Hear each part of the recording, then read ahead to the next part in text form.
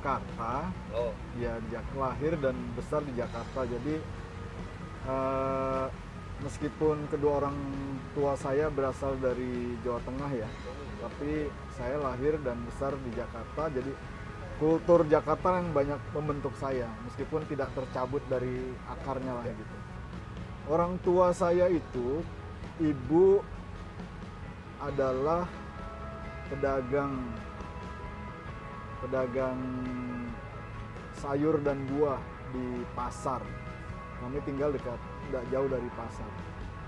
Jadi kalau malam hari atau pagi hari, tepatnya sekitar jam 1 pagi itu, ibu ke pasar besar, belanja, pulang, kemudian dijual di pasar kecil. Kemudian ayah saya itu karena memang ya pendidikannya rendah lah untuk ukuran zaman sekarang ya. Jadi beliau hanya pegawai kecil aja, pegawai rendahan. Ya pegawai golongan 1, golongan pensiun golongan 2 lah gitu. Nah dari situ beliau berdua memang mengajarkan kepada kami anak-anaknya ya, setiap kali kesempatan bertemu dengan kami selalu berpesan agar ya kita ini jadi anak-anak yang lebih sukses dari kedua orang tua. Oleh karena itu pendidikan itu menjadi hal yang sangat penting. Karena komitmen orang tua kami ini harus sekolah, gitu. Beliau tuh rela, katakan dulu kan sekolah masih bayar ya, belum ada istilah pendidikan gratis. Beliau tuh harus rela cari ya pinjam ya ke kantor, kemudian ya untuk membiayai pendidikan kami dan membiayai perekonomian di rumah, kebutuhan sehari-hari, makan dan sebagainya. Sehingga ya pernah satu saat saya ngeliat gaji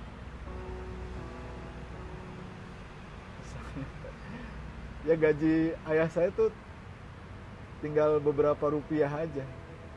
Jadi ya orang bilang sih kalau sekarang itu istilahnya gali lubang tutup lubang. Pengorbanan yang luar biasa dari ayah saya ya. Sebenarnya setiap episode dari perjalanan karir tuh mesti ada hal-hal yang menarik yang mungkin kita semua ngalami dan termasuk saya. Nah, pengalaman-pengalaman seperti itu yang menarik sehingga memang pada akhirnya pengalaman itulah juga yang ini kalau nggak ditulis sayang nih pengalaman-pengalaman seperti ini gitu. Mungkin kalau kita tulis akan bisa bermanfaat buat banyak orang. Saya menyukai menulis itu sejak SD sebenarnya.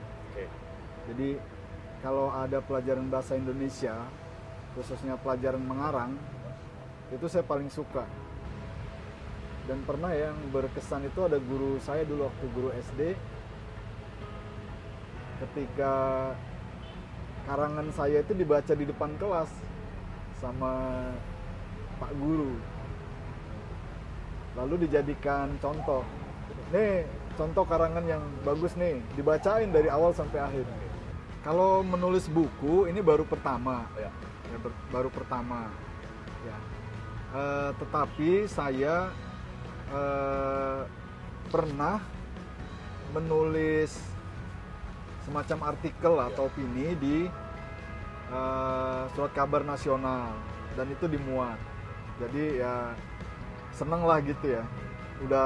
Sudah beberapa lah tulisan saya yang dimuat di media nasional, koran lah gitu ya. Kemudian juga saya pernah ngelola majalah Forum Pengawasan Forwas. Nah, jadi Forwas saya pernah ditugaskan mengelola majalah itu juga bersama teman-teman. Nah, di situ dituntut untuk ya nulis gitu. Nah, makanya saya juga memberanikan diri menggagas ada gerakan Inspektorat Jenderal Kemendikbudristek menulis. Tidak hanya untuk auditor saja, untuk siapapun gitu, untuk siapapun.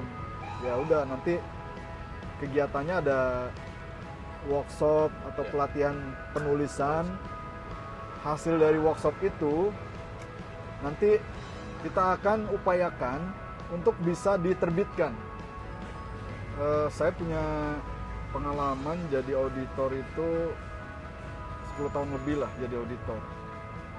Kadang saya merasa ya,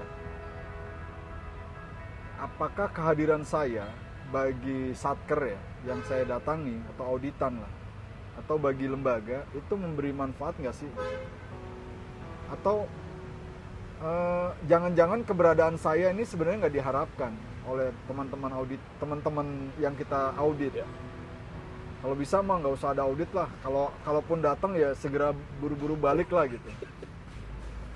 Nah, itu yang mendorong saya untuk bertanya ya, sebenarnya tipe auditor apa sih yang diharapkan oleh para auditan itu, oleh teman-teman yang di satker itu. Maka saya melakukan survei. Saya mendata ada 100 nilai kebaikan dan kepada mereka saya sodorkan sebenarnya auditor yang ideal menurut mereka itu seperti apa sih gitu. Dari 100 mereka pilih 10. Lalu kita bimbing lagi dari 10 itu mungkin jadi 7 lah, mana yang betul-betul ingin Anda dapatkan sosok auditor itu seperti apa yang ideal. Nah, dari 7 itu kemudian diambil yang paling tinggi ya, yang paling tinggi ratingnya, banyak dipilih itu 3 itu kita ambil. Oh, umpamanya dari responden A, dia ngambil nomor 1, 2, 3 nya itu adalah profesional, integritas, kemudian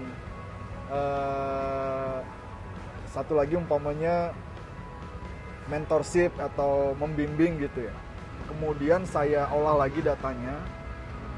Dari 3 pilihan orang responden itu, apa yang paling banyak? Maka terpilihlah ada 7 nilai-nilai. Nah, itulah nilai-nilai sebenarnya yang diharapkan oleh mayoritas para auditan itu, teman-teman di satker. Nah, siapa respondennya? Respondennya ini adalah orang yang pernah berinteraksi dengan auditor. Dia pernah menjadi pejabat struktural, pejabat keuangan, itu syaratnya. Jadi dia pernah diaudit oleh Ijen, gitu. Nah, itu kita kumpulkan dan akhirnya lahirlah 7 profil. Ya, saya nggak bisa spoiler ya di sini 7-nya itu apa aja. Nanti silakan dibaca aja bukunya. Kira-kira gitu.